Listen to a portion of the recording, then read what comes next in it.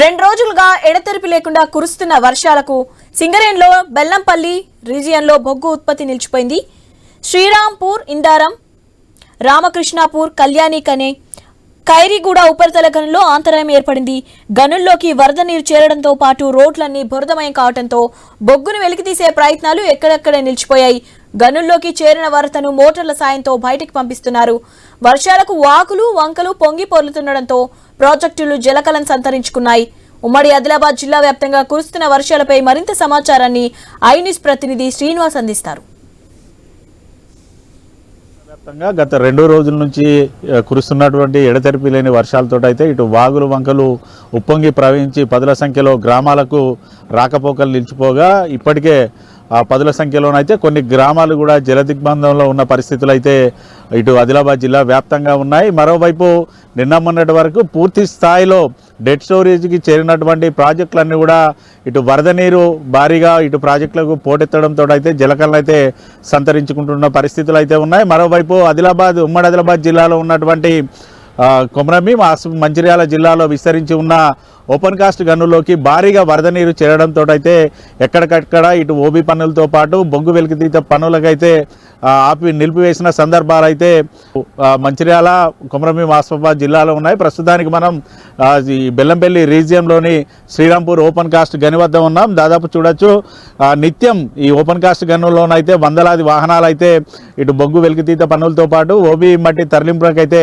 వాడుతూ ఉంటారు. అయితే గత 2 రోజుల నుంచి కురుస్తున్నటువంటి భారీ వర్షాలతో అయితే ఓపెన్ కాస్ట్ గనుల్లోకి భారీగా వరద నీరు చేరడంతో పనులైతే ఎక్కడికక్కడ నిలిపివేసిన పరిస్థితులు అయితే ఉన్నాయి. మనం విజువల్లో చూడొచ్చు. వెహికల్ అన్నీ కూడా ఒక దగ్గర పక్కకు పెట్టి చూస్తున్న పరిస్థితులు అయితే ఉన్నాయి.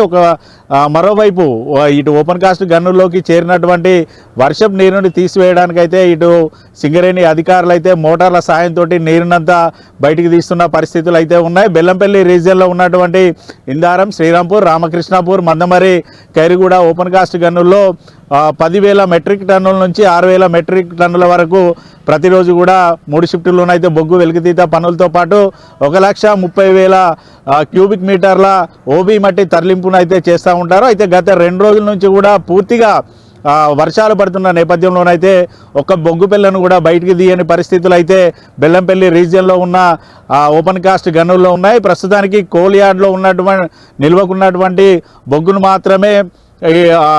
మాత్రమే ఇప్పుడు బయటికి సింగరేణి అధికారులు అయితే తీస్తున్న పరిస్థితులు అయితే ఉన్నాయి. మరో 1-2 రోజుల పాటు మాత్రమే ఇటు కోల్ యార్డ్లో ఉన్న బొగ్గును అయితే పూర్తిగా సరిపడా ఉంది. ఆ 2 రోజుల తర్వాత కనుక వర్షాలు కంటిన్యూగా కొనసాగితే మాత్రం సింగరేణికి ఖచ్చితంగా ప్రతిరోజుకు కోట్లలో నష్టం వస్తుందనేసి కూడా సింగరేణి అధికారులు కూడా ఆందోళన వ్యక్తం చేస్తున్న పరిస్థితులు అయితే ఉన్నాయి. మేర వర్షం తెరిపిస్తే మాత్రం మళ్ళీ బొగ్గు వెలికితీత పనులతో పాటు ఓబీ మట్టి తరలింపులు చేస్తామంటూ సింగరేణి అధికారులు అయితే చెప్తున్న పరిస్థితులు అయితే ఉన్నాయి.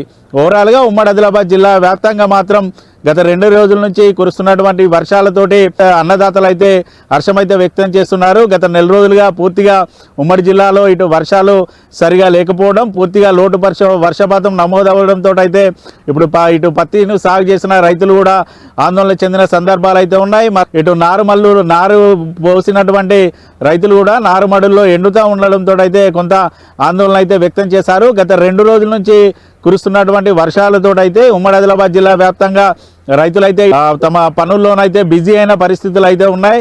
మరోవైపు ఉమ్మడి ఆదిలాబాద్ జిల్లా వ్యాప్తంగా కూడా వాగులు వంకలు అయితే ఉప్పొంగి ప్రవహిస్తున్నాయి.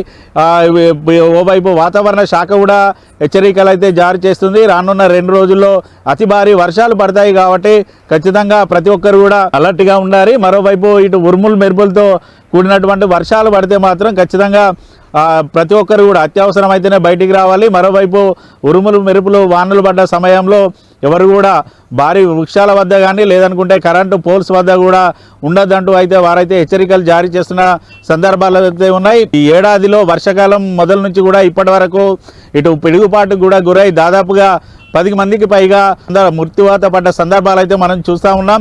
ఖచ్చితంగా భారీ వర్షాలు ఉన్న నేపథ్యంలో ప్రతి ఒక్కరు కూడా అలర్ట్ ఉండాలంటూ కూడా జిల్లా అధికారులతో పాటు వాతావరణ శాఖను అయితే హెచ్చరికలు అయితే జారీ చేస్తున్న పరిస్థితులు ఉన్నాయి.